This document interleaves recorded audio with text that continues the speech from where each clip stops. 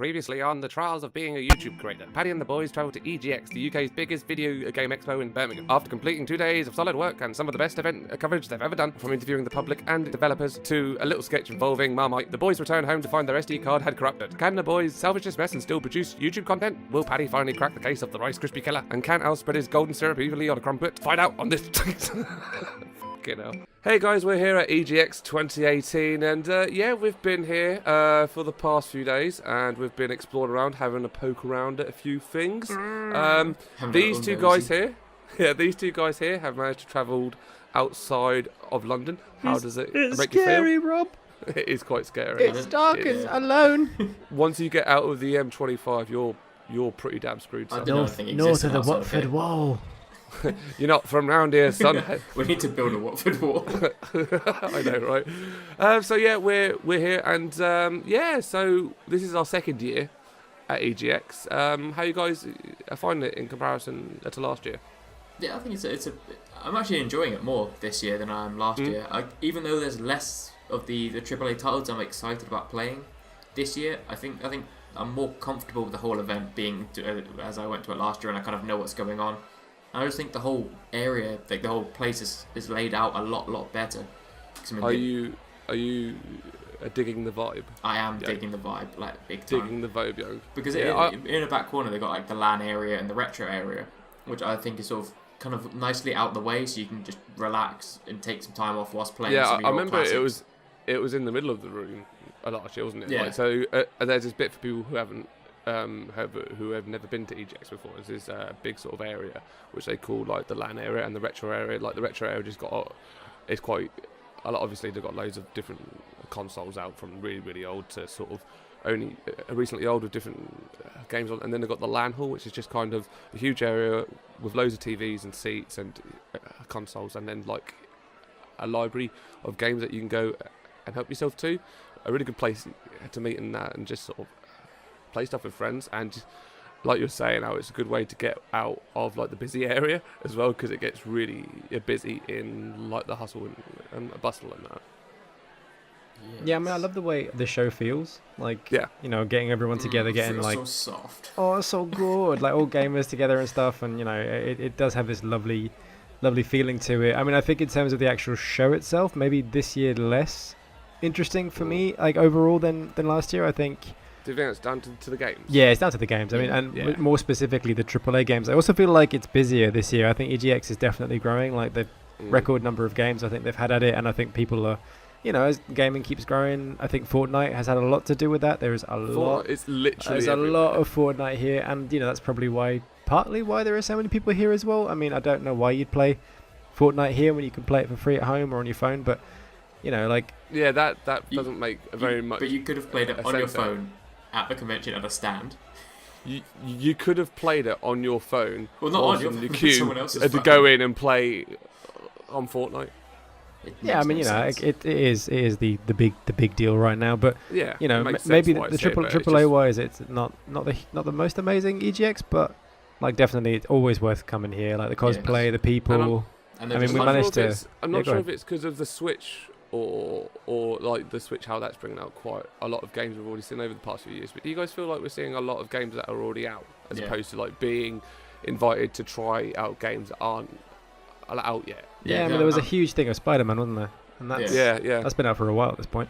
And before Destiny as well. Yeah, before we came up here, like I was really excited because I saw on the website it advertised Doom, and I was super excited because like they've got some early access gameplay of the second Doom, of Doom 2. Or whatever they're going to be calling it, and it was just Doom on Switch. It was old Doom remastered onto the Switch, and I was so disappointed. I looked at it and went, "No, you go away." You gave me hope. I bet like I think you were just saying there, Paddy, as well, that you like all that aside. That's only a side to it. Obviously, that's kind of really what draws people in. But I think the appeal of EGX is being around people that normally, especially in the UK as well. I think UK isn't. Probably a bit harder to get around those sorts of people at certain things unless it's organised in this sort of way. It's the biggest gaming like event in the UK, and you usually find as well like a lot of people who meet each other on Xbox or a PSN or on Steam, and a lot of people talk to each other on Discords and that, and in different gaming communities. This is the kind of one place where they all a meet each year, and obviously that's what it is for us as well. That we only see each other twice per year, and I think that's more what EGX is really good for. Yeah, the people are great. I mean, we spoke to people. Unfortunately, we can't show you that we spoke to you, but we spoke to some really lovely people, and it's full of the place is full of awesome people who are all there sharing the same experiences and who like the same things you do. So it's really, it's just nice. It's nice. You know what's not nice though, Rob? What's that? Lunch. Lunch, yeah, especially Segway. when you go to the Weatherspoons. And I don't know about you guys, but did you find the Weatherspoons was maybe a little bit too political? Weatherspoons would like you to know that Brexit is very important because we're going to run out of beef if we don't have Brexit. And they did. They ran out of beef. No beef. They ran out of beef, guys. We can't confirm or deny whether it had anything to do with Brexit, but there was no beef. I had to have a chicken burger. And on the subject of food as well, just whilst I've cornered you guys also experienced your first kebab with a naan bread.